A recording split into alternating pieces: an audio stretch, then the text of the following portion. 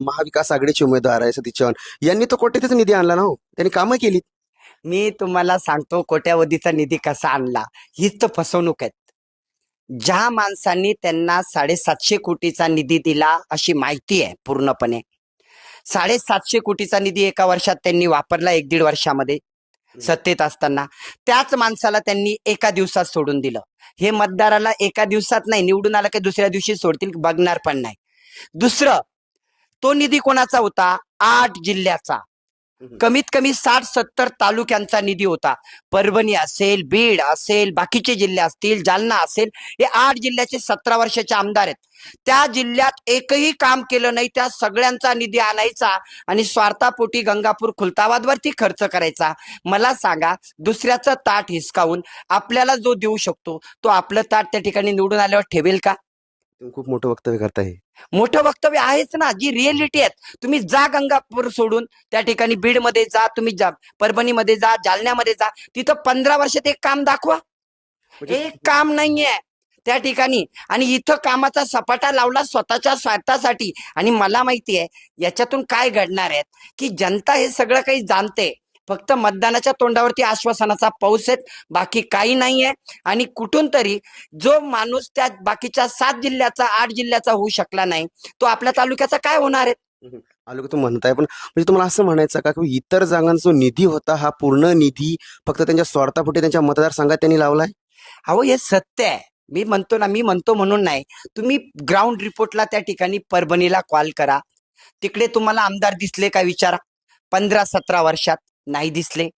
तिकडे तुम्ही कॉल करा, त्यांचे कामं गावागावात किती झालेत, ते म्हणतील नाही झाले. मग तुम्ही आता एका गावाला 25 लाखाचा निधी दिला, 10 लाखाचा दिला आणि त्याच्या जीवावरती मतदान घेणार आहेत. मला एक सांगा, एकाच वर्षात तुम्हाला त्या ठिकाणी गंगापूर खुलताबाद दिसला का? याच्या पहिले 17 वर्षामध्ये 17 वर्ष, 2 वर्ष आपण मागे जाऊ, मला एक काम दाखवा या माणसाचं गंगापूर खुलताबाद मध्ये, तर नसेल. हे काय आहे? हे फक्त फसवणूक आहे. डोळ्यामध्ये मिरचीची पावडर टाकणं चालू आहे कोणाच्या? जनतेच्या. गंगापूर मधील खुलताबाद येथील हे जनतेच्या सगळ्याच्याच तोंडात टाकतात, सगळ्याच्याच डोळ्यात मिरचीची पावडर टाकतात. एकदा शरद पवार साहेबांना सोडलं, दुसऱ्यांना अजित पवार साहेबांना सोडलं, आता त्या ठिकाणी जनतेला सोडणार. मी सांगतो हे सगळ्याला सोडणार. हे कोणाचेच होऊ शकत नाही. तुम्ही खूप गंभीर आरोप या ठिकाणी केलेले आहेत त्यांच्यावरती. मात्र मला न्यूजच्या अजेंडा या कार्यक्रमात आपलं सगळ्यांचं स्वागत आहे. निवडणुकींना प्रत्यक्ष सुरुवात झाली आणि आपण मागील 2-3 दिवसापासून अनेक इच्छुक उमेदवारांचं व्हिजन अजेंडा जाणून घेतोय आणि नेमकं त्या मतदारसंघातली काय स्थिती आहे आणि ते काय बदल करू इच्छितात यावरती चर्चा करतोय. त्यात छत्रपती संभाजीनगरमधील काही महत्त्वाच्या लढतीमधील गंगापूर खुलताबादची जी लढाई आहे ती प्रामुख्यानं खूप चर्चेची ठरती आहे. त्यात अनेक कांगोरे आहेत आणि अनेक मुद्दे आणि अनेक गोष्टी या काही दिवसात घडल्या आहेत. तर जे तिथून निवडणूक लढवत आहेत, आता सध्या रिंगणात आहेत, तर आपले सुरेश सोनवणे सर आपल्यासोबत आहेत. ते गंगापूर खुलताबाद मतदारसंघ निवडणूक का लढवत आहेत, सगळी पार्श्वभूमी आणि त्यांचे कुठले मुद्दे आहे आणि या सगळ्या मुद्द्यांवरती चर्चा करणार आहोत. सगळ्यात अगोदर सर तुमचं स्टुडिओत स्वागत आहे. नमस्कार सर, सगळ्यात पहिलं तर काय की गंगापूर खुलताबादमधनं निवडणूक लढवण्याचा का निर्णय घेतला? एक नंबर त्याचं कारण असं आहे की तुम्ही भाजपात सध्या होता मागे बरेच दिवस, जे आत्ता तुम्ही रिझाईन केलं तुमच्या कार्यकर्ता पदाचं, पण त्याच्या आधी जे तुम्ही तिथनं जिल्हा परिषदमधनं सदस्य होता, ते चांगलं काम करत होता. तुमचं एक क्लासेसमधनं पूर्ण महाराष्ट्रात नाव आहे. मग भाजपाचा सध्या उमेदवार 3 टर्मपासून जे आहेत ते सध्या आमदार आहेत, तर तुम्हाला असं का वाटलं की आपण लढावं आणि त्यामागची काय भूमिका आहे?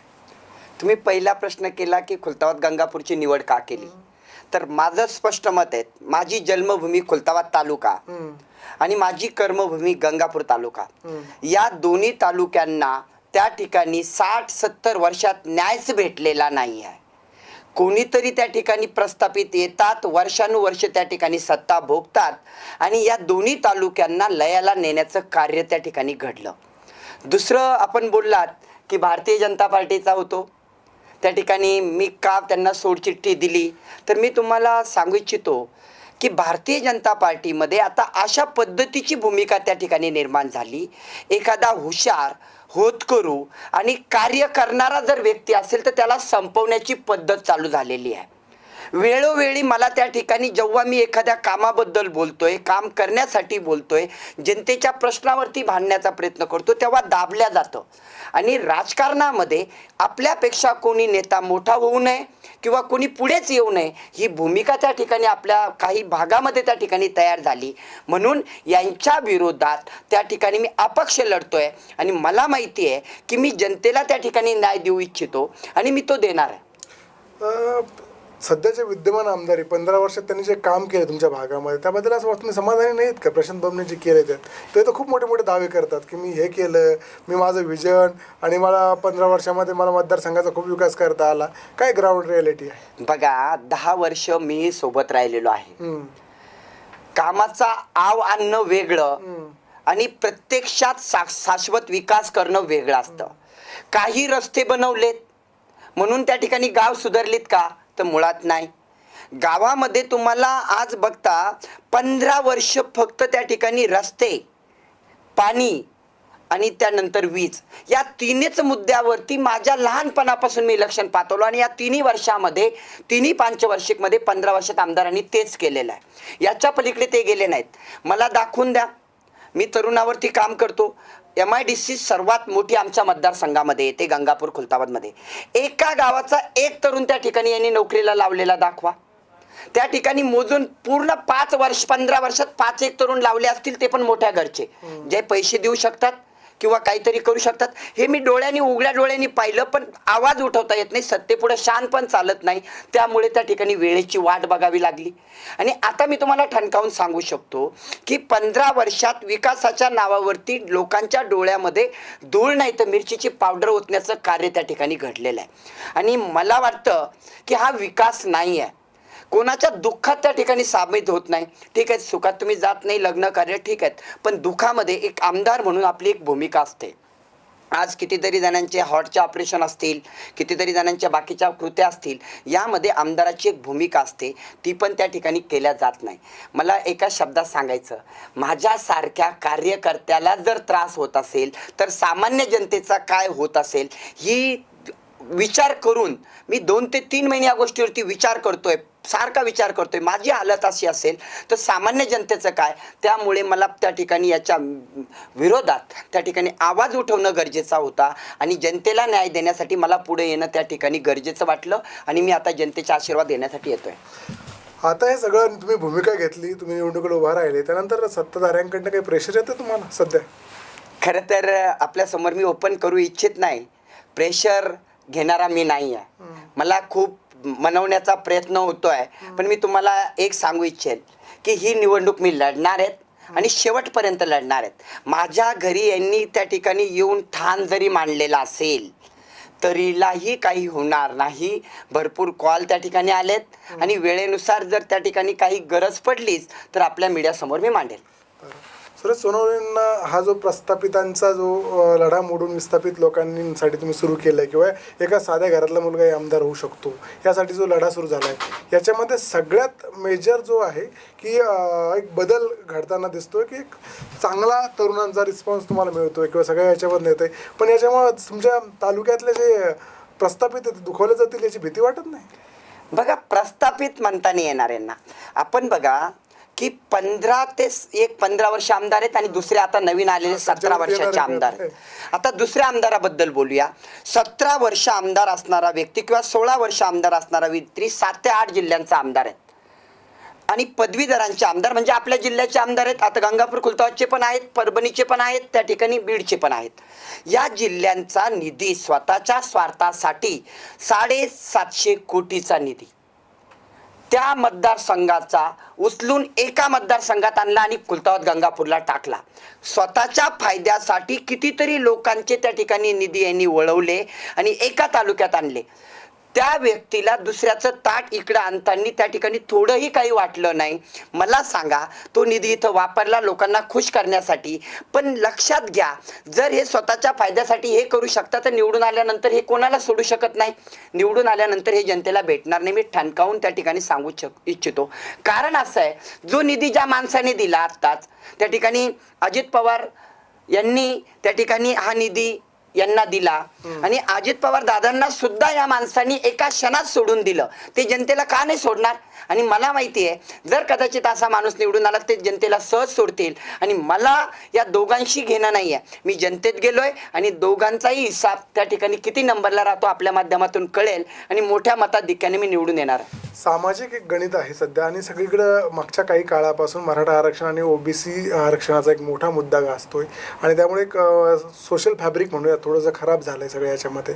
आणि या सगळ्या परिस्थितीकडं तुम्ही कसं बघता, मराठा रिझर्वेशनकडे कसं बघता? बघा, मी एक ओबीसीचा चेहरा आहे. मी माझ्या अकॅडमीच्या माध्यमातून हजारो विद्यार्थी नोकरीला लागताना बघितलेत आणि मी कधीही मराठा आरक्षणाला विरोध दर्शवलेला नाही आहे. 2018चं मी तुम्हाला एक उदाहरण सांगू इच्छितो. 2018ला मराठा समाजाला आरक्षण दिलं गेलं होतं.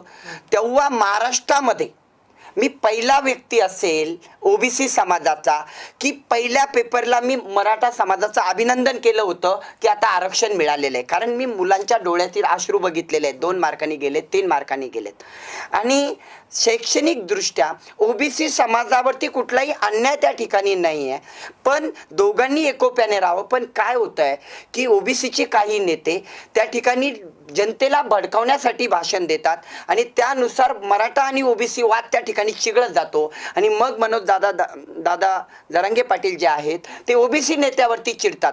आता हा नेत्यांचा वाद त्या ठिकाणी ओबीसी नेत्यावरचा, त्या ठिकाणी सामाजिक खालच्या लेवलला काही नाही आहे. ओबीसी बांधव आणि मराठा बांधव एका जीवाने राहत आहेत. आणि ग्रामीण भागात मी राहिलो आहे, मला माहिती आहे त्यांच्यामध्ये खूप प्रेम आहेत. पण 1-2 नेत्यामुळे कदाचित त्या ठिकाणी वाद होतात.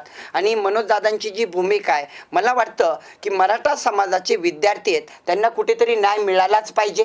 कारण असं आहे की 1 मार्काने कोणी गेलं, 2 मार्कांनी कोणी गेलं तर त्या ठिकाणी त्यांचं नुकसान होतंच. आणि ओबीसी बांधवही त्या ठिकाणी या गोष्टीसाठी सहमत आहेत. आणि जर एका जीवाने राहायचं असेल, आपण महाराष्ट्रात राहतो, तर मला वाटतं मराठा, मुस्लिम, ओबीसी, बाकीच्या भरपूर कास्ट आहेत, SC असेल, ST असेल, यांनी सुद्धा एका जीवाने राहायला पाहिजे आणि कुठलाही वाद न करता सलोख्याची भावना असावी. पण आता काही महत्त्वाच्या आणि जे जनतेचे मुद्दे आहे, महत्त्वाच्या विकासाच्या काही मुद्द्यांवरती, तुमच्या व्हिजनवरती येऊयात. सगळ्यात आपण खुलताबादपासून सुरू करूयात की बराच दिवस झालं खुलताबादला प्रतिनिधित्व मिळालं नाही, खूप दिवस झालं आणि अनेक वर्ष गंगावर खुलताबाद मतदारसंघ आहे. तर खुलताबाद तुम्हाला संधी मिळाली तर खुलताबादसाठी तुम्ही काय कराल? कुठल्या प्रश्नात प्रामुख्याने आहे? बघा, 60 वर्षात 50 वर्ष या खुलताबाद तालुक्याला आमदार मिळालेला नाही आहे. मी गंगापूर खुलताबाद कधी भेदभाव करत नाही. त्यांना येऊयात. पण खुलताबादमध्ये तुमच्या डोक्यात काय? खुलताबादमध्ये सगळ्यात माहिती माझी जन्मभूमी. बघा, 12 ज्योतिर्लिंग हे त्या ठिकाणी आपल्या वेरूळला आहेत खुलताबाद तालुक्यामध्ये. सगळे ज्योतिर्लिंग करून आलं तर इथे यावं लागतं, पण इथं एकही जण येत नाही. या ठिकाणी पर्यटकांची त्या ठिकाणी पाठ फिरवलेली, कुठलाच विकास नाही आहे. आपण बघा, ज्या माजी त्या ठिकाणी आमदार आहेत 15 वर्षापासून आहे, त्यांचं जर त्या अपक्षाचं त्या ठिकाणी ते सगळं काढलं ना, तर त्याच्यामध्ये पहिला मुद्दा होता की मी पर्यटकाला विकास करेल किंवा अजून काही करेल, म्हैसमाळला हे करेल. एकही गोष्ट घडलेली नाही आहे. म्हैसमाळचा रस्ता 15 वर्षात नाही झाला, आता इलेक्शनच्या तोंडावरती झाला. का? कारण यांना माहीत होतं की आता आपण इलेक्शनला सामोरे जाऊ शकत नाही म्हणून. तिथला जो कॉरिडॉर बनायला पाहिजे घोषणेश्वरचा, तो बनलेला नाही आहे. सुलीभंजन पर्यटन स्थळ आहे, तिथे कोणी जायला तयार नाही. कुणीच काय, खुलताबाद तालुक्यातील व्यक्तीला सुलीभंजन माहीत नाही. या पद्धतीचे आहेत. भद्रा मारुती संस्थान आहेत आणि शेतकऱ्याचे प्रश्न खूप बिकट आहेत. माझ्या खुलताबाद तालुक्यामध्ये ग्रामीण भागात शेतकऱ्याला शेतात जाताच येत नाही पावसाळ्यामध्ये. 4 महिने ते त्या ठिकाणी इतक्या गुडघ्या इतक्या चिखलामध्ये त्या ठिकाणी पाय रस्ता जावा लागतो. मोठे मोठे पानन रस्ते त्या ठिकाणी आखडून पडलेत. मी सांगतो, माझ्या जिल्हा परिषदच्या काळात मी किमान प्रत्येक गावात 7 ते 8 त्या ठिकाणी पानन रस्ते मंजूर केले. एकही पूर्ण होऊ दिला नाही किंवा झाला नाही. याला कारणीभूत आमदार आहेत. आणि आमदारांनी जर मनावरती घेतलं असतं तर एक रस्ता उभारून ते करू शकत होते. कारण आमदार या शब्दात खूप मोठी ताकद असते. गंगापूरमध्ये प्रामुख्यानं 2-3 जी कामं तुम्हाला असं वाटतं की मी आल्यावर करेन? म्हणजे प्रशांत बाबांनी म्हणजे आम्हाला आठवतं 2009ला जेव्हा पहिल्यांदा ते अपक्ष उभा राहिले, त्यांनी मोठं पुस्तक छापलं होतं, पंकजाची निशाणी होती. आणि त्यांनी खूप आश्वासन दिले होते की मी तालुका असा बदलेल, हे करेल, ते करेल. त्यांना ते आतापर्यंत काही करता नाही आलं त्यापैकी. म्हणजे काय होतं की लोकांना ज्यावेळेस अण्णासाहेब याच्याकडे 2 वेळेस आमदार होते, त्यांना तर असं वाटतं मानेंना आपण तोडून एक नवीन माणूस आणतोय आणि एक चांगलं काहीतरी करेल. 10 वर्षाची जी अँटी इन्कम्बन्सी होती, त्यानंतर ते आलं आणि ते सगळं फसव ठरलं. आता तुम्ही पण पण त्या पद्धतीने सांगताय, तर तुम्ही मात्र इतके सगळ्यापेक्षा 3-4 कामं गंगापूरसाठी काय कराल? मला गंगापूर तालुक्यातील पूर्ण गावातील प्रत्येक गावातील एका तरुणाला, 2 तरुणाला, 25 तरुणाला, 50 तरुणाला, 100 तरुणाला, मोठे मोठे तरुण, आमच्या भागात सगळ्यात मोठी MIDC आहेत, तिथे परमनंट जॉब किंवा चांगल्या पगाराची नोकरीवरती किमान त्या ठिकाणी आमचे तरुण पोहोचले पाहिजेत. हे पहिलं काम माझं आहे की दोन्ही तालुक्यातील घराघरातील तरुण कसे कामाला लागतील, उद्योगाला लागतील. हे उद्योगाला का लागत नाही MIDC मध्ये? लॉजिकली कसं शक्य आहे? कसं शक्य आहे त्याचं कारण सांगतो बघा. इथल्या MIDC मध्ये कंपनी मालकांना खूप त्रास आहेत. त्यांच्याकडून बक्कळ अशा काही गोष्टी हासिल केल्या जातात आणि मग आमदार महोदय त्यांना हक्काने म्हणू शकत नाही माझ्या तालुक्यातील मुलांना तुम्ही कामावरती घ्या, कारण आपण कोणाचं काही घेतलेलं असेल तर आपल्याला बोलायचा अधिकार नसतो. कंपनी मालकांना संरक्षण दिलं, त्यांचे उद्योग वाढवण्यासाठी तर त्यांना चालना दिली. माझं काम आहे त्यांना संरक्षण देणं, त्यांना त्या ठिकाणी मोकळकी देणं, त्यांना शासनाच्या योजना त्या ठिकाणी पाठवणं आणि मग मी हक्काने सांगू शकतो माझ्या मतदारसंघातील या तरुणांना तुम्ही काम द्या.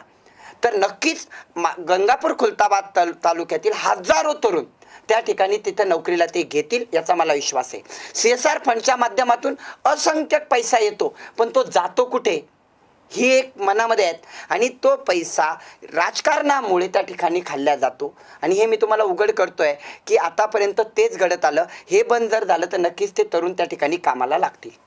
नक्कीच हा तर सगळ्या याच्यातला विषय आहे. नंबर 2, मला अजून एक थोडीशी या सगळ्या मतदारसंघातल्या याच्यातली क्लिअरिफिकेशन तुमच्याकडनं हवं आहे की लढती ज्या होत आहेत सगळ्या ज्या आहेत ते, तर त्यातलं काही बारीकशी अशी चर्चा होती की काहीकडनं घडून आणली जाते की मराठा समाजाची जी सतीश चव्हाणांना पडणारी जी मतं आहेत, तर तुम्हाला पुढं करून कदाचित त्या मतांचं विभाजन किंवा काही मतं ते सतीश चव्हाणांकडे जाऊ शकतात, ती फोडण्यासाठी तुम्हाला उभं केलं आहे का, अशी एक पुसटची आधी दिल्या जात होती. त्याच्याकडे बघा, माझ्याकडे दोन्ही उमेदवाराच्या बाबतीतल्या रेकॉर्डिंग्स आहेत. वेळ आली की मी त्या दाखवून देईल. मला माघार घेण्यासाठी दोघही फाईट करतायत.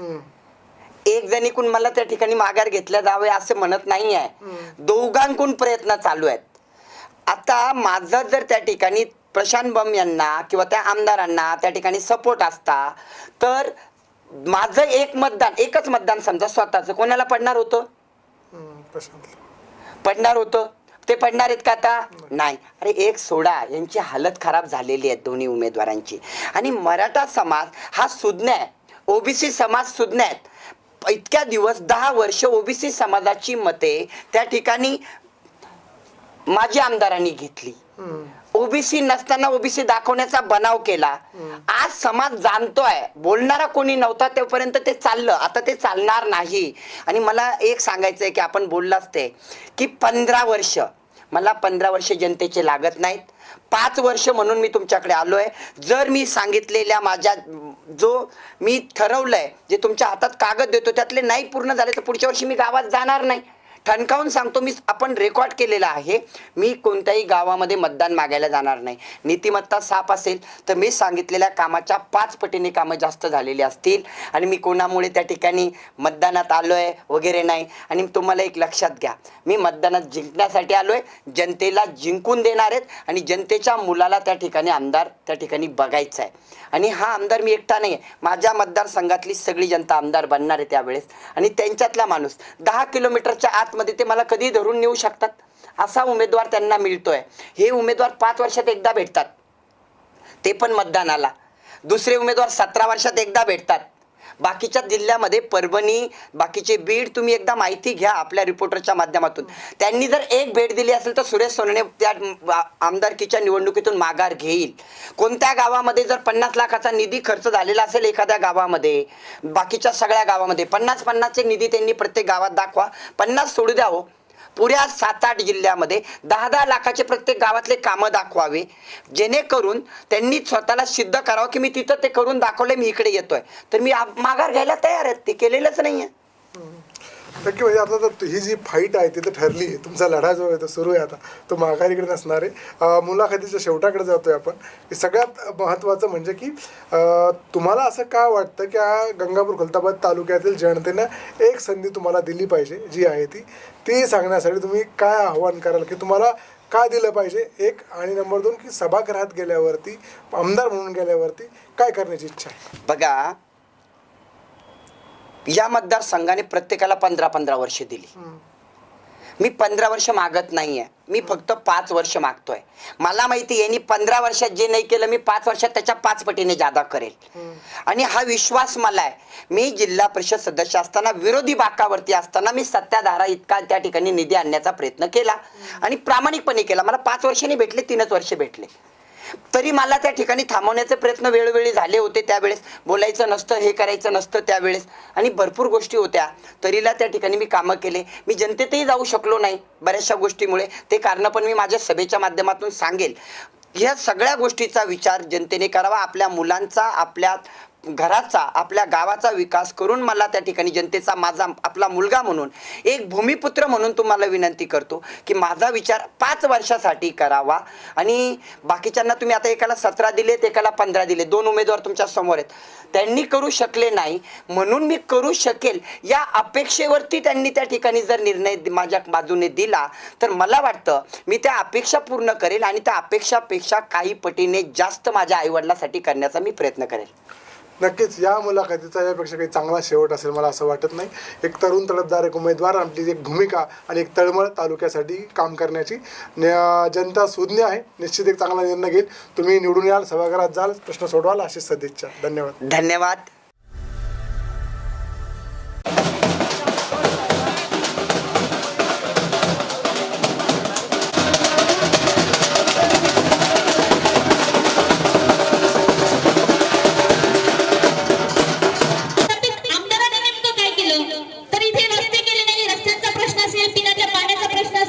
अशा अनेक समस्या असतील. फक्त निवडणुकीच्या काळामध्ये तर त्यासाठी विकासाची कामं करण्यासाठी 5 वर्ष संपूर्णपणे जनतेसाठी झुकून द्यावे लागतात. परंतु ते मध्ये परिवर्तनासाठी असलं पाहिजे. म्हणून एकटा सोडवणे मास्तर विकासाची 100 पावलं टाकून त्याला काहीच करू शकत नाही. मला वाटतं बजार सांगी या गावातील मायबाप जनता, सर्व ग्रामस्थ, तरुण मित्र, ज्यांच्या ज्यांच्या कानापर्यंत माझा आवाज पोहोचतोय ते सर्व नागरिक, माता भगिनी, आई वडील,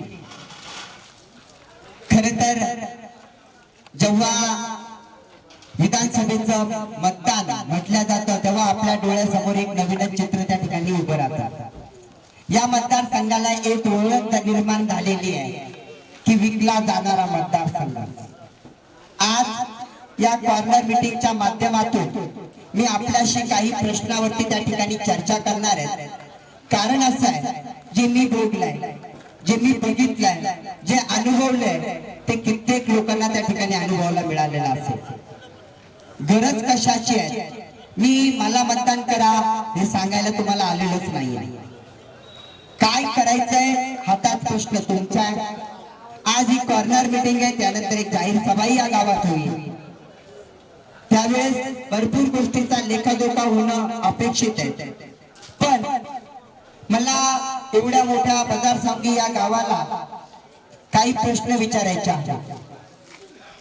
कारण मला माहिती आहे की त्याची उत्तर काय येणार आहेत. आज या काही दिवसामध्ये गंगापूरचं गाव न गाव फिंदूर काढत असताना त्या प्रश्नाची उत्तर मला मिळालीच नाही, 0 मिळाली. मला वाटलं कुठेतरी खुलताबाद तालुक्यामध्ये माझ्या मायभूमीमध्ये ज्या मातीत मी जन्मलो त्या मातीत तरी त्या प्रश्नाची उत्तरं मिळतील म्हणून तुम्हाला विचारतो.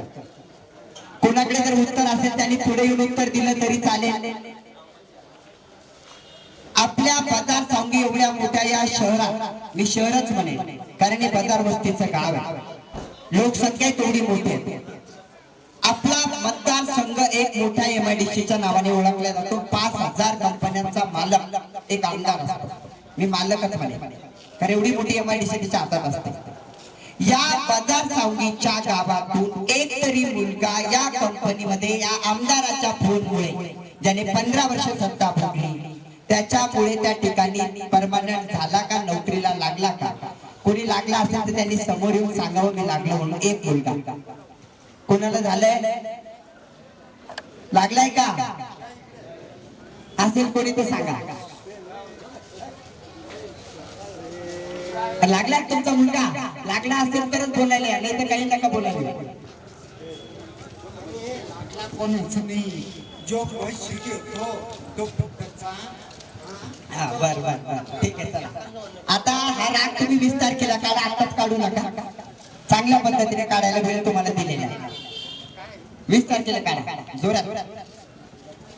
जाऊ द्या, सोडून द्या, कारण सोडायची सवय आपल्याला लागलेली आहे. नाही परमानंट टेम्परवारी का म्हणा 20,000 25,000 15,000ची नोकरी किती तरुणांना एका आमदाराच्या फोनमुळे मिळाली असे कोणी तरुण असतील त्यांनी हात वरती करा. मला माहिती माझा आवाज 500 ते 1000 लोकांपर्यंत पोहोचतो. 1000 पैकी एकही पुढे यायला तयार आहे. ते बी सोडून द्या.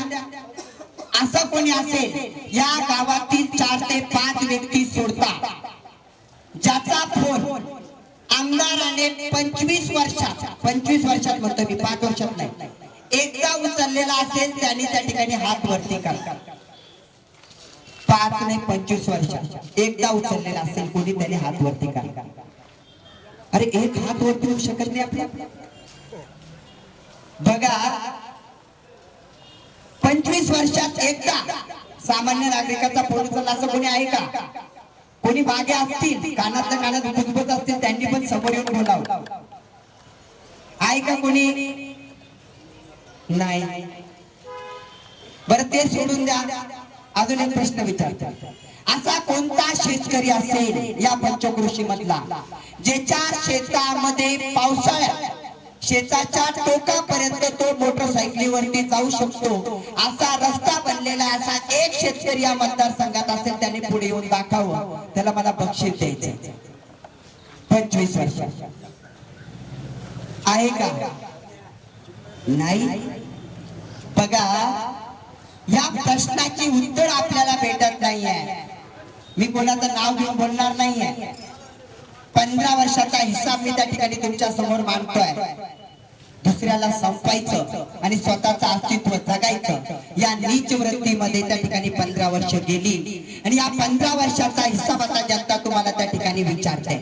प्रत्येक गावात तो विचारला जाणार आहे, कारण 15 वर्षामध्ये हेच झालं. प्रत्येकाला त्या ठिकाणी फसवल्या गेलं आणि जनतेच्या डोळ्यात धूळ नाही तर मिरचीची पावडर फेकण्यात आली. जे 5 व्यक्ती किंवा दोन चेहरे तुमच्या समोर, एक 15 वर्ष पाहिलेला, एक 17 वर्ष पाहिलेला, दोन्ही मतदारसंघाचे आणि एक मी म्हणत नाही मी खूप चांगला आहे. मी स्वतः म्हणत नाही मी किती टक्क्याने यांच्यापेक्षा बेटर आहे. हे तुम्ही स्वतः बघावं लागेल किती टक्क्याने तुम्हाला कळून जाईल. पण असं समजा या दोन्हीच्या चेहऱ्यापेक्षा 1% म्हणतोय मी, 1% माझी नीतिमत्ता साफ दिसत असेल, मी यांच्यापेक्षा अभ्यासाने हुशार तुमचे प्रश्न मांडणारा दिसत असेल, तुमच्या शेतीवरती भांडणारा दिसत असेल, विधानसभेत तुमच्या मुलांच्या करिअरसाठी या तरुणांसाठी भांडणारा दिसत असेल, तुमच्या लहान मुलांच्या शाळेसाठी त्या ठिकाणी भांडणारा दिसत असेल, शाळा बदलणारा दिसत असेल, या सगळ्या गोष्टीचा आपला वाढावा मी मतदारसंघाला खूप दिवसांपासून बघतो. मी बाकी माझ्यावरती पण बोलणार. आपल्याला या गोष्टीवरती विचार करावा लागेल की प्रत्येक गोष्ट आपण बघत असताना या काय झालं बोलू का बंद नाही काय? बघा या मतदारसंघामध्ये मी नंतर बोलतो त्याच्यावरती, पण तुम्हाला कसं डवसल्या जातं या मतदारसंघाचा मी पुत्र आहे. मला पावलोपावली थांबवण्याचा प्रयत्न होणार आहे, झालाही आहे आणि त्याचे कारणही तसेच आहेत. प्रस्थापितांना माहिती आहे की जनतेच्या दरबारात मी गेलेले आणि जनतेला मी सांगतोय सत्यता, आणि सत्यता ऐकल्यानंतर येत्या 20 तारखेला त्यांच्या सोबत काय होणार आहे त्यांना माहिती आहे. दुसरी गोष्ट मला सांगायची, आता तुमच्या हातात आहे या 15 आणि 17 वर्षाचा हिसाब कसा करायचा, आपल्या मातृभूमीला कसं वाचवायचं. आता माता भगिनींना मला माहिती की साडी दिली आणि त्या माता बहिणींना मला सांगायचंय, कदाचित त्यांच्या कानापर्यंत आवाज जातो त्यांना, नाही गेला तर तुम्ही घरी जाऊन सांगा, एक साडी दिली ती एका वर्षात फाटून जाईल, राहणार नाही पैठणी. पण जर मुलांचं भाग्य फाटलं तर ते कधी शिवता येणार नाही. 15 वर्ष हातातून गेले. जर या तरुणांचं भाग्य फाटलं ते कधी शिवता येणार नाही. हा तुम्हाला विचार करावा लागेल की तुम्हाला कशा पद्धतीने यावेळेस मतदान करायचंय. माझ्याकडून बंधन नाही, मी तुम्हाला सगळे ऑफर देऊन टाकली. काय करायचं करा, कुठे जायचं जा, पण मतदान करताना एकदा विचार करायचा, ही संधी परत नाही. कारण असं आहे की आजपर्यंत या राजकारण्यांनी, मी स्पष्ट शब्दात सांगतो, जो जो त्या ठिकाणी पुढे गेला, त्या ठिकाणी या खुलताबाद तालुक्याचा जिल्हा परिषद सदस्यापर्यंत गेला, त्याला संपवलेला आहे. मागचा इतिहास तुम्ही समजून घ्या. यांना डायरेक्टली सांगतो, इथला माणूस मोठा झालेला, यांचे पद जाणारा माणूस लागत नाही. हा तुम्हाला इतिहास समजून घ्यावा लागेल. आजपर्यंत खूप जिल्हा परिषद सदस्य झाली, खूप पंचायत समिती सदस्य झाली, त्यांची काय दशा झाली आहे हिस्ट्री एकदा काढा, तुमच्या लक्षात येईल, सत्य परिस्थिती बाहेर येईल. आणि आता तुम्हाला विचार करायचा आहे, या मतदानामध्ये आलेल्या संधीचं सोनं करायचं. आता मला मतदान का करावं, एकच गोष्ट लक्षात घ्या. 15 वर्ष तुम्ही ज्याला चान्स दिला, पहिल्या वर्षी त्याने काहीतरी सांगितलं होतं, मला एक उत्तर द्या, आपल्या वेरूळचं ज्योतिर्लिंग कृष्णेश्वर मंदिर याच्याबद्दल काय काय बोलले होते तुम्हाला माहिती आहे, मला सोडून द्यायचे ते. पण वेरूळच्या मंदिराला 12वं ज्योतिर्लिंग म्हणतात. 11वं ज्योतिर्लिंग करून आल्यानंतर 12व्या ज्योतिर्लिंगाला यावं लागतं, असं मला आजी आजोबांनी शिकवलंय. मला माहिती आहे या मातीमध्ये ती पद्धत आहे. मला सांगा, 11 ज्योतिर्लिंग गेल्यानंतर आपल्या वेरूळला 12 ज्योतिर्लिंगाला लोक येतात का? येतात का? येत नाही. काय येत नाही माहिती आहे? दूरदर्शा करून ठेवली आहे. जर त्याला 25-15 वर्षामध्ये जर काशी सारखं बनवलं असतं तर माझ्या भागातली हजारो नाही लाखो नोकऱ्या या रोजगारांना उपलब्ध झाल्या असत्या. कितीतरी उद्योग, छोटे उद्योग तिथे उभे राहिले असते. पर्यटन स्थळ आहे, औरंगाबादला पर्यटनाची राजधानी म्हणतात. छत्रपती संभाजीनगर मधले हे शहर त्या ठिकाणी पर्यटनाचं स्थळ म्हणून ओळखलं जातं. पण नाही, काहीच बदलायचं नाही. या सगळ्या गोष्टी त्या ठिकाणी फक्त मोठ्या मोठ्या बाता करायच्या, हे केलंय ते केलंय ते केलंय, कामाचा आव आणायचा. मी विचारलेला प्रश्नाचं एक उत्तर नाही. याला शाश्वत विकास म्हणतात. सभागृह बांधलं, आता त्या सभागृहाला त्या ठिकाणी किती वर्ष सभागृह करायचे हे मला प्रश्न आहे. स्मशानभूमीचा तिथली हालत खराब. अजून मला काही बोलायचं आहे, पण सभेमध्ये मी बोलेन. एक विनंती करेन, बघा 15 वर्ष तुम्ही चान्स दिला, पहिला वर्ष दिला, ठीक होतं, नवीन काहीतरी वाटलं होतं म्हणून दिला. तुमच्या हातामध्ये एक वाटी दिली होती पहिल्या वर्षी, काहीतरी चमकणारी वाटी होती. सगळ्यांना वाटलं चमकेल म्हणून तुम्ही मतदान केलं, घेतली वाटी, दिलं मतदान, बटन दाबलं, झालं. 5 वर्ष त्या वाटीकडे बघत राहिले, आता चमकेल तेव्हा चमकेल, घाशीत राहिले, चमकली नाही. परत वाटलं आता 5 वर्ष घासले, अजून एकदा घासतो, आता तरी चमकेल, परत मतदान दिलं, परत 5 वर्ष चमकले नाही. तिसऱ्या वर्षी वाटलं आता तरी शेवटची चमकेल, मलाही वाटलं आता तरी चांगली चमकेल, मीही मतदान केलं, करून घेतलं. 5 वर्ष परत घातली, चमकली नाही. पण मला माहिती आहे, आता मला कळून चुकलं, ती वाटी चमकणारी नव्हती, कारण ती पितळाची होती. सोन्याची वाटी नाही, ती चमकणार नाही. तुम्ही समजून घ्या. एकदा मी तुम्हाला एकच शब्द मागतोय, तुमचा मुलगा आई वडिलांना आशीर्वाद मागतो, एवढ्यांना तुम्ही संधी दिली, एकदा फक्त 5 वर्ष मला द्या. या दोघांनी 15 वर्षवाल्यांनी आणि 17 वर्षवाल्यांनी जेवढी कामं 15 आणि 17 वर्षात केली, दोघांची एकत्रित करा.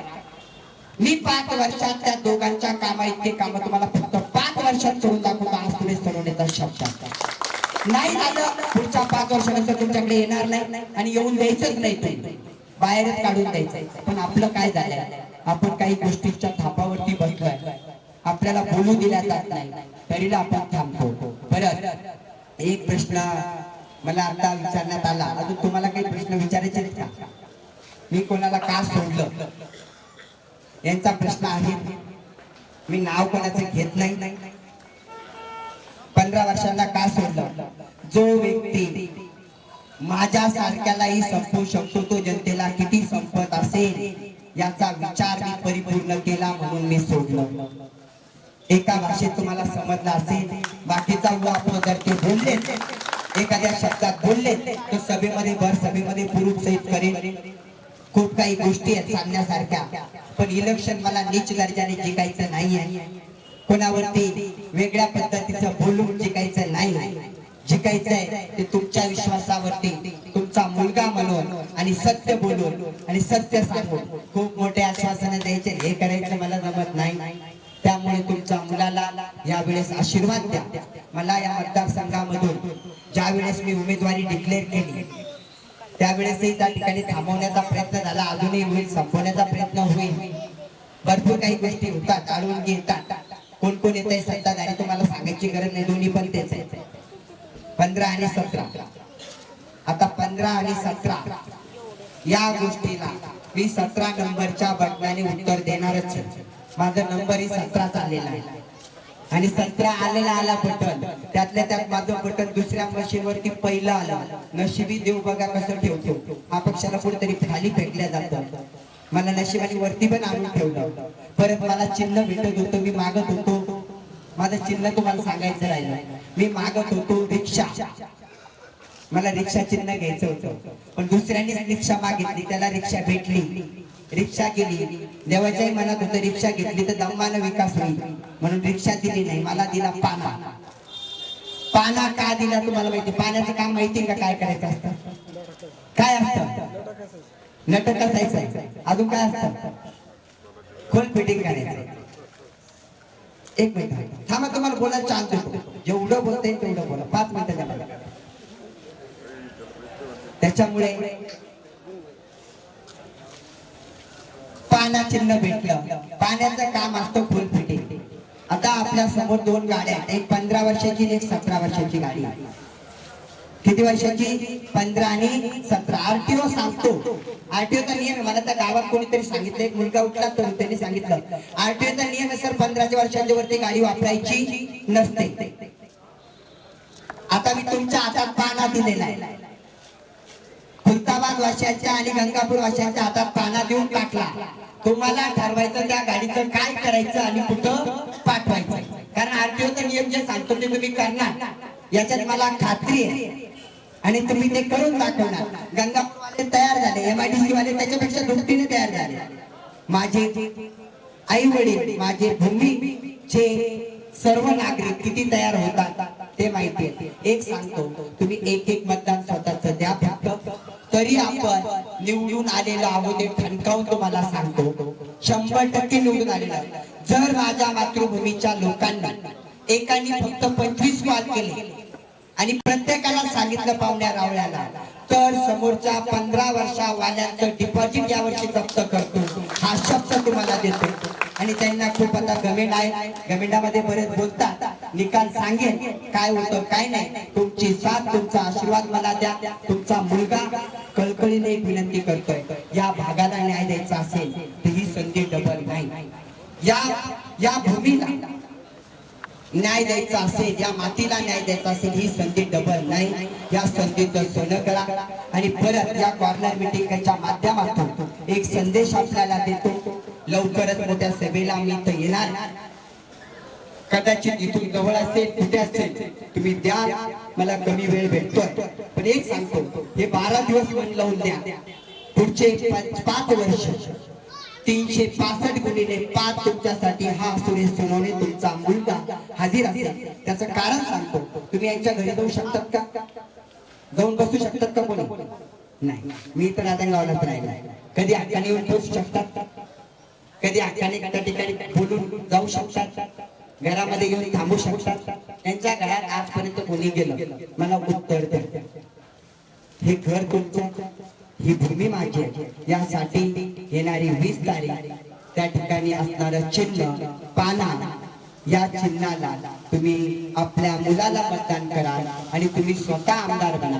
कारण हा तालुका आमदार बनणार आहे, या तालुक्यातला प्रत्येक नागरिक आमदार बनणार आहे. आणि या नाही तर गंगापूर कर्मभूमीतला प्रत्येक नागरिक आमदार बनणार आहे.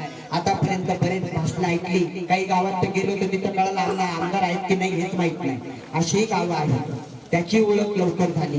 धन्यवाद, मला इथे बोलण्याची संधी दिली. तुम्ही शांतचित्ताने ऐकलं, कदाचित ऐकावं नाही वाटलं तर लपून ऐकलं, पण ऐकलं. पण या ऐकण्याचा परिणाम रात्रभर करून घ्या.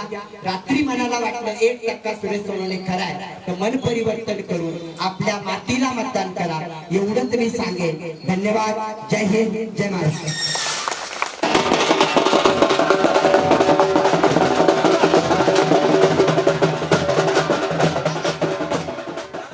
नमस्कार. महाराष्ट्राच्या महासंग्राममध्ये आपण सर्व राज्यभर फिरतोय. उत्तर महाराष्ट्रामध्ये आपण फिरलो आणि त्याच्यानंतर छत्रपती संभाजीनगरमध्ये आपण प्रवेश केलेला आहे.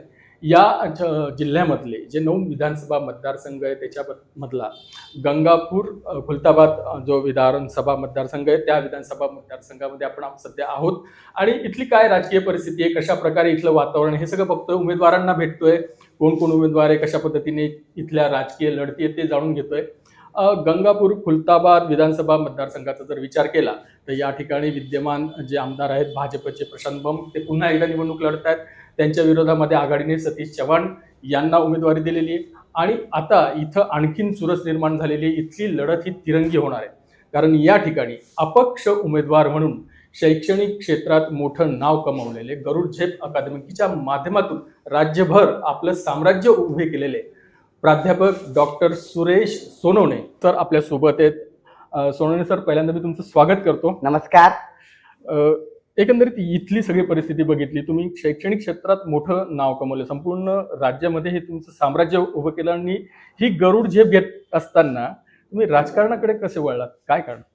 खरं तर शैक्षणिक क्षेत्रात मी काम करतोच, त्यानंतर सामाजिक क्षेत्रात माझं मोठं काम आहे. सामाजिक क्षेत्रामध्ये त्या ठिकाणी लोकांचे प्रश्न मी त्या ठिकाणी जाणून घेतलेले आहेत. जिल्हा परिषद सदस्य या नात्याने बरेचशी कामं त्या ठिकाणी मतदारसंघात केली. जनतेचा सहवास त्या ठिकाणी मला लाभला आणि जनतेचे जे प्रॉब्लेम असतात, बेसिक नीड असतात, त्यानंतर त्यांच्या फ्युचरच्या प्लॅनिंग असतात, शाश्वत विकासाबद्दल त्या ठिकाणी मी बऱ्याचशा गोष्टीवरती अभ्यास केला. मला हे लक्षात आलंय की प्रस्थापित राजकारणी जे पैशाच्या जोरावरती फक्त राजकारण करतात ते समाजाला कुठेच न्याय देऊ शकत नाही. समाजाची फक्त हेळसांड होतीये आणि त्या ठिकाणी जर मी गरीब घरातून एका शेतकऱ्याचा मुलगा म्हणून जन्म घेतला आणि मी इथपर्यंत आलो तर माझ्या भागात असे असंख्य तरुण आहेत की ते याची प्रतीक्षा करतायत की त्यांनाही कुठेतरी प्लॅटफॉर्म भेटले पाहिजेत आणि त्या घरातील तरुण त्या ठिकाणी चांगल्या पद्धतीनं मोठ्या लेवलला गेले पाहिजे. पण आज हे राजकारणी या तरुणांना संपवायला बसलेले आहेत आपल्या पैशाच्या जोरावरती आणि सगळ्याच गोष्टीमध्ये या मतदारसंघामध्ये अधोगती पाहायला मिळालेली आहे. आणि ही अधोगती करण्यामागे मागील 15 वर्ष आणि 17 वर्ष राहिलेले आमदार त्या ठिकाणी दोघंही कारणीभूत आहेत. आणि मला सांगताना या गोष्टीचा आनंद होईल की मी एक त्या ठिकाणी समाजाचा घटक म्हणून आणि त्यांचा मुलगा म्हणून त्या ठिकाणी या मतदानाला सामोरे जातोय आणि मला खात्री आहे की या प्रस्थापितांना या 15-17 वर्षाचा हिसाब या निवडणुकीत चुकता करावा लागेल. पण सर, तुमची जर पार्श्वभूमी बघितली तर एकंदरीत जे आमदार आहेत, विद्यमान आमदार प्रशांत बंब यांचे हितचिंतक किंवा समर्थक म्हणून तुम्ही काम केलेलं होतं आणि मग असं काय घडलं की तुम्हाला त्यांची अशी फारकत घ्यावी लागली? काय घडलं हे महत्वाचं नाही. बघा, जेव्हा आपण सहवासात राहतो तेव्हा आपल्याला त्यातले बरेचसे बारकावे कळतात. जो पडदा असतो डोळ्यावरती की एखादी गोष्ट आपल्याला दुरून चांगली वाटते पण ती मुळात चांगली नसते हे त्या ठिकाणी उघड झालं. आणि या गोष्टीचा मला स्वतःला खेद होतो की मी समाजाच्या हितासाठी त्या ठिकाणी ते करत नाहीये. ही व्यक्ती समाजाला फसवते आणि तिच्या सोबत राहून कदाचित त्या पापाचा भागीदार मी होतोय असं मला मनातून त्या ठिकाणी अंतःकरणातून झोपेत सुद्धा दिसायला लागलं. आणि अशा व्यक्ती सोबत राहण्यापेक्षा समाजाला वाहून घेतलेलं चांगलं आणि आपली जिंदगी समाजासाठी गेली तरी काही हरकत नाही. या उद्देशाने मी बाहेर पडलो, कारण यांचा स्वभाव आहे की त्या ठिकाणी हे दुसऱ्यांना संपवणार. त्यांनी मतदारसंघाला पूर्ण संपवून टाकलाय. त्या ठिकाणी मोठ्या मोठ्या लोकांना त्यांनी संपवलंय की यांना कुठेही स्वतःच्या स्वार्थाच्या पलीकडे कोणाचंही हित दिसत नाही. मग अशा व्यक्ती सोबत राहून समाजाचा घात होतोय हे मला जेव्हा अंतःकरणातून कळालं तेव्हा ती आग या ठिकाणी मतदानाच्या त्या माझ्या उमेदवारीच्या रूपाने बाहेर पडली आणि ही आग मी त्या ठिकाणी मतदारसंघात घेऊन जाणार. तुम्ही म्हणताय की काही चुकीच्या गोष्टी तुम्हाला आढळल्या, मग त्या मतदारसंघाला कळल्या पाहिजे की मतदारांना कळलं पाहिजे की नेमकं काय, कशामुळे या सगळ्या गोष्टी होतात. म्हणजे समाज हितासाठी जे काही गोष्टी केल्या जात होत्या त्या होत्या किंवा नाही, काय तुम्ही तुमचं परीक्षण काय? बघा, प्रत्येक जणाला इथं आपण जर बघितलं की मोठ्या मोठ्या लोकांना त्या ठिकाणी फसवणं असेल, वेगवेगळ्या पद्धतीची मागणी करणे असेल, समाजामध्ये अपक्ष म्हणून या व्यक्तीने त्या ठिकाणी आपल्या राजकारणाची सुरुवात केली. एवढे मोठे आश्वासनं दाखवले. आम्हाला वाटलं आता तरी कंप्लीट होतील, या निवडणुकीला कंप्लीट होतील, या निवडणुकीला कंप्लीट होतील. 2 पंचवार्षिक आम्ही वाट बघत होतो. आणि जेव्हा आम्ही जनतेमध्ये जातो तेव्हा आम्हाला या प्रश्नाची उत्तरं द्यावी लागतात की तुम्ही तर हे त्यांनी सांगितलेलं होतं ते आता कंप्लीट नाहीये. काय काय आश्वासनं दिलीत. आज खुलताबाद तालुक्याचा जर आपण विचार केला, पर्यटक स्थळामध्ये काही नाहीये.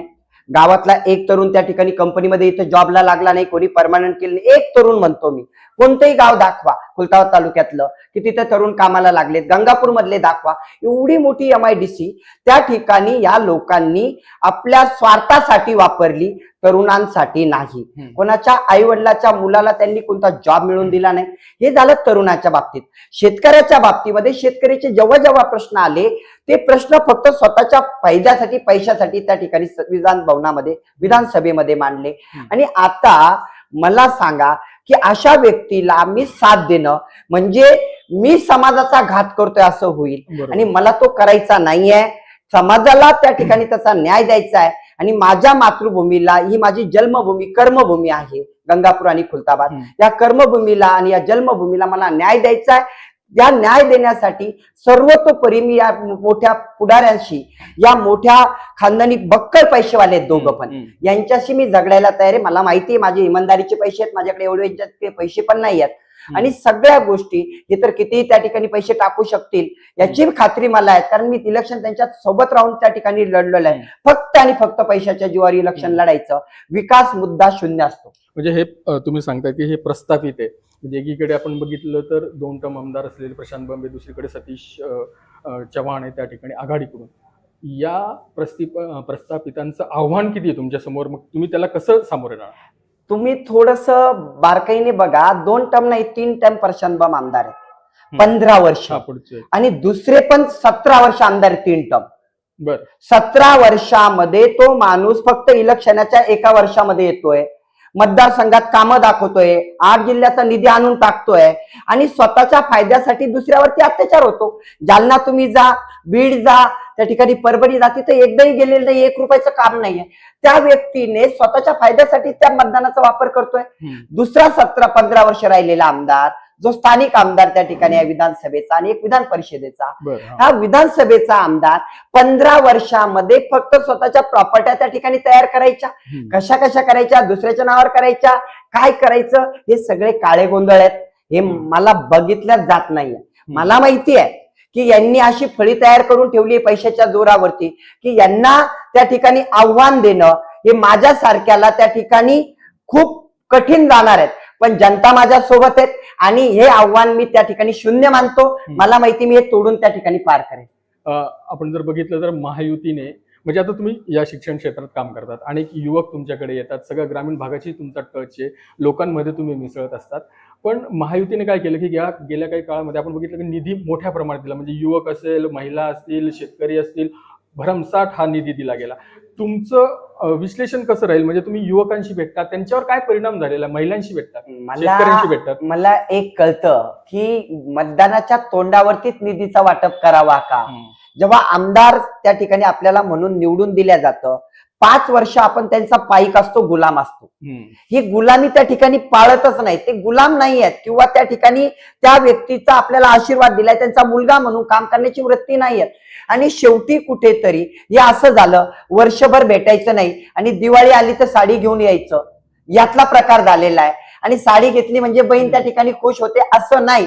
तिला माहिती माझ्या मुलाच्या दुःखात आला का, माझ्या मिस्टरच्या दुःखात आला का, माझ्या सासऱ्यांच्या, माझ्या आई वडिलांच्या दुःखामध्ये आला का, नाही आला, त्या ठिकाणी त्या दिवाळीचा काही अर्थ नाही आहे. आणि मला वाटतं या सगळ्या योजना फक्त दिवाळी होती आणि दिवाळी समजून हे लोक विसरून जातील आणि त्यांना जे करायचंय ते त्यांनी डोक्यामध्ये घेतलेलं आहे, ते सगळं घेतील, पण जे करायचं तेच करतील आणि ते त्यांच्या मुलाला न्याय देतील. युवकांचं काय सांगाल? युवक या मतदारसंघातले जे युवक आहे त्यांच्यावर काय परिणाम आहे, काय त्यांचे व्हिजन किंवा ते काय अपेक्षा काय ठेवतात? मी छाती ठोकपणे एक सांगतो, माझ्या मतदारसंघातील प्रत्येक तरुणाला काम भेटेल इथपर्यंत मी प्रयत्न करणार आहे. मला माहिती मी 5 वर्षात तेवढं करेल की नाही.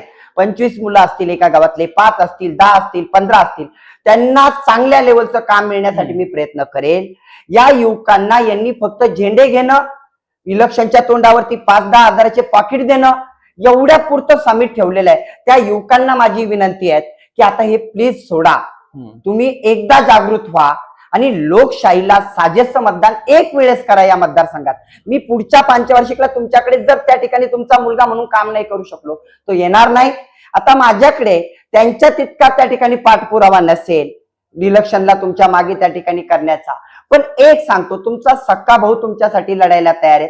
तुम्ही जर भाऊ म्हणून सोबत आलात तर मला वाटतं विजय हा मोठ्या मताधिक्याने आपला होणार आहे.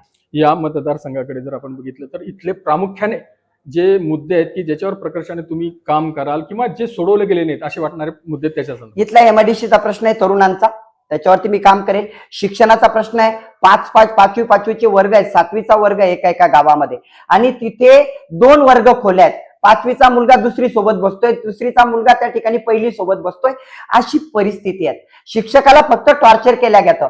हे सगळे सरकारी नोकरदार सुद्धा यांना वैतागलेले आहेत. बरोबर. म्हणजे यांचा जुलूम एवढा वाढला, सरकारी नोकरदारावरती जुलूम, जनतेवरती जुलूम, त्या ठिकाणी लोकशाहीवरती घाला, या सगळ्या गोष्टी घडल्या. यावरती मी काम करेन. पर्यटन क्षेत्र आमचं औरंगाबाद, संभाजीनगर हे त्या ठिकाणी पर्यटनाची राजधानी आहेत, याच्यावरती कुठेच काम झालं नाही. पर्यटन क्षेत्रावरती मी जोर देईन आणि शेतकऱ्याचे प्रश्न, हमी भाव असेल, शेतकऱ्याच्या बांधापर्यंतचे रस्ते असतील, यावरती मी काम करेल. आणि आता गल्लीचे रस्ते आणि हे काही राजकारणाचं राहिलंच नाही, तर त्या शेतकऱ्याला काय पाहिजे याच्यावरती काम करणं गरजेचं आहे. शेवटी की तुम्हाला विजयाचा आत्मविश्वास किती वाटतोय आणि कशा प्रकारे पुढे जात आहे? मला 100% 101% गॅरंटी आहे. मतपेटीमध्ये या दोघांना पिछाडीवरती कितीतरी पटीने सोडून मी त्या ठिकाणी एक इतिहास घडवेल आणि या मतदारसंघाचा इतिहास संपूर्ण मतदारसंघ घेतील की एका सामान्य शेतकऱ्याच्या मुलाने स्वतःची प्रगती करून जनतेच्या प्रगतीसाठी प्रस्थापितांना हरवलं, आणि ते मी हरवणार हे नक्की आहे. सर, आमच्याशी चर्चा केली, खूप खूप धन्यवाद. धन्यवाद.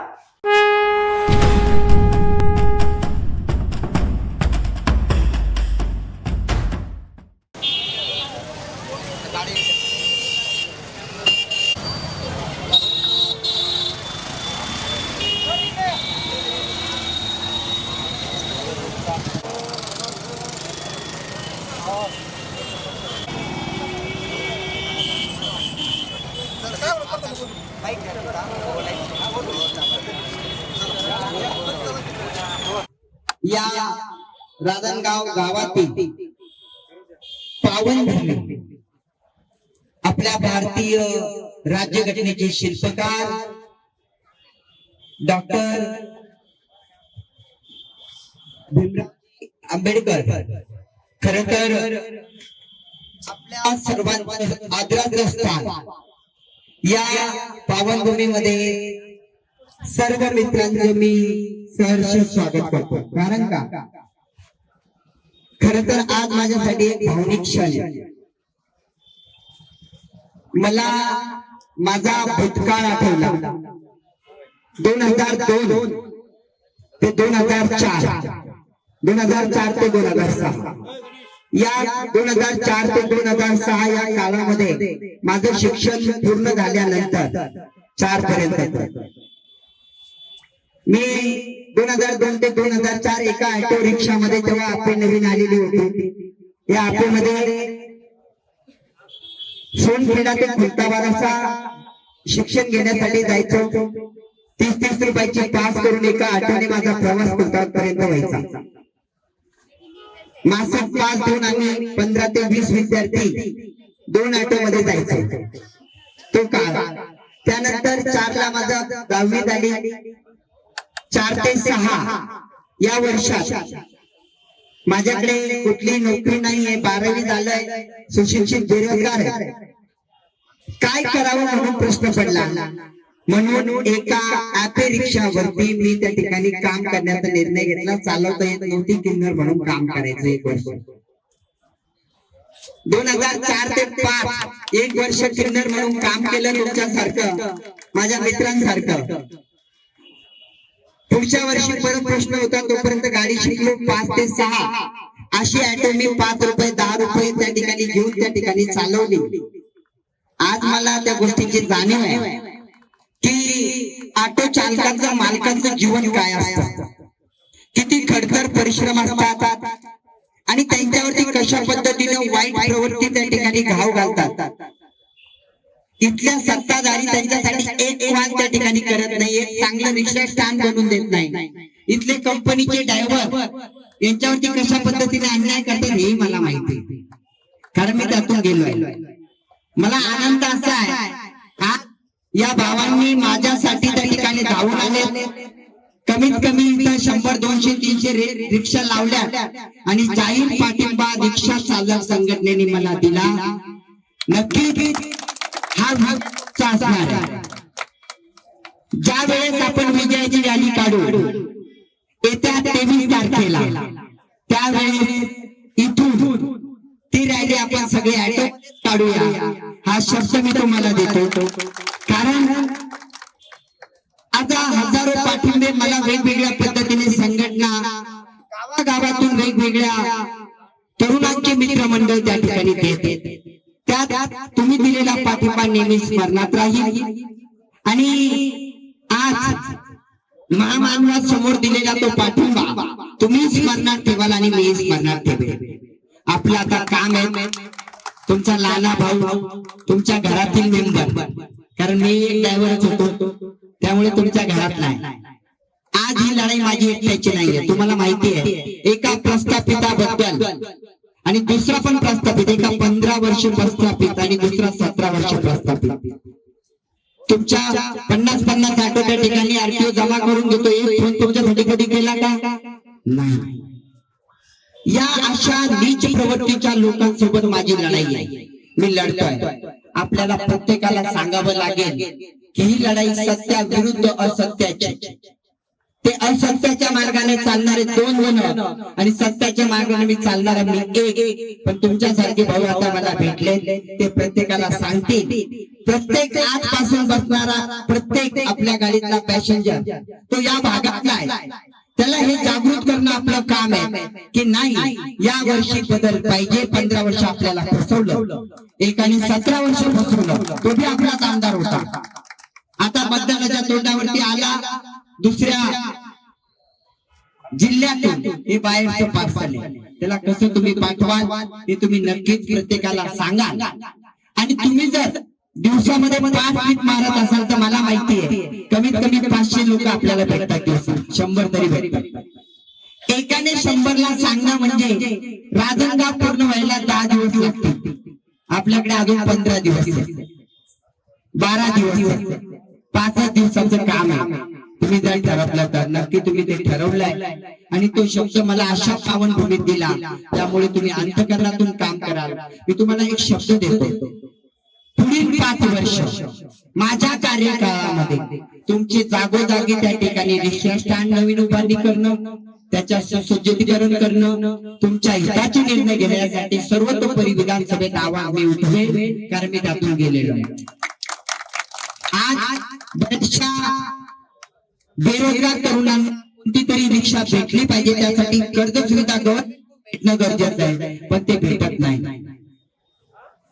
आज त्यासाठी प्रयत्न मी करेल, हा शब्द तुम्हाला देतो.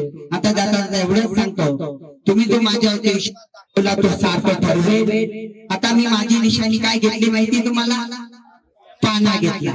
काय घेतला माहिती? पाना का घेतलाय? तुम्हाला दररोजच त्याचं काम करतं. सगळ्यात पहिले आता तुम्ही माझ्या सोबतीला आले, पाना घेऊन आपल्याला काय करायचं माहिती ना? सगळ्यांना माहिती आहे. सगळे नट टाईट करायचे, त्यांचे नट आधीच टाईट झाले तू राहिलं तेव्हा. अजून बाकीचं काम तुमच्यावरती सोपवतो. बघा, तुम्ही गाड्या चालवतात म्हणून तुम्हाला प्रश्न विचारतो. एक गाडी 15 वर्षाची आहे, एक गाडी 17 वर्षाची आहे. आरटीओ काय सांगतो? आरटीओचा नियम काय? 15 वर्षानंतर गाडी बाद होते. दोन्ही गाड्या कशा झाल्या? बाद झाल्या. म्हणजे काय करावं लागेल? आता नवीन गाडी घ्यावी लागेल, तिला बदलावी लागेल. हे तुम्हाला सांगायची गरज नाही. आणि नक्की ते काम तुम्ही कराल. खरंच माझ्यावरती जो विश्वास दाखवला त्याबद्दल सर्व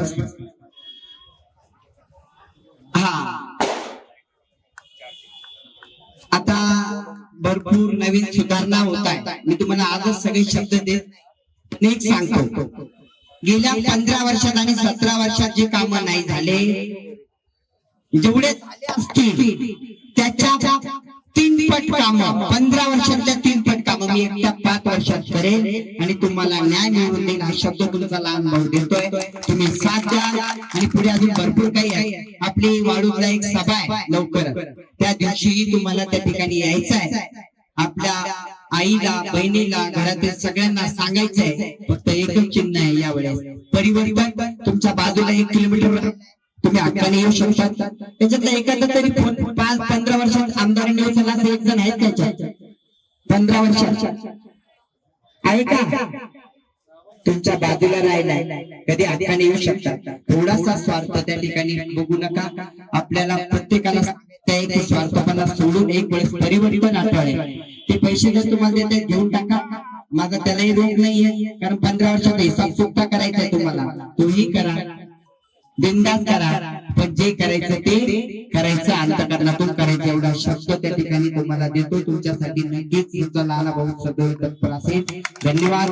जय हिंद, जय महाराष्ट्र.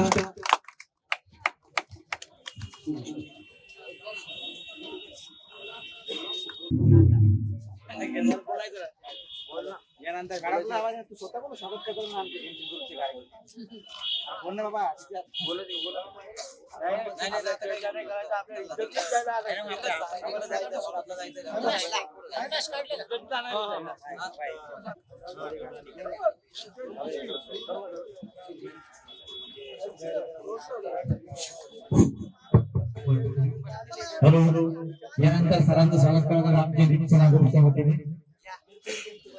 दिनसेना ग्रुपचे अध्यक्ष राजभाई वाटोरे, सचिव आमचे संतोष राठोड सर यांच्यातर्फे सरांचं स्वागत चालू आहे.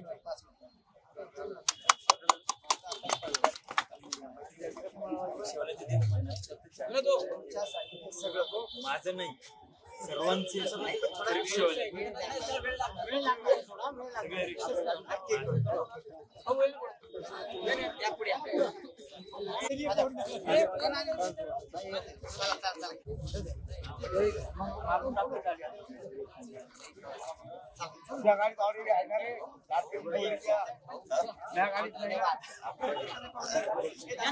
अरे माहिती घेतली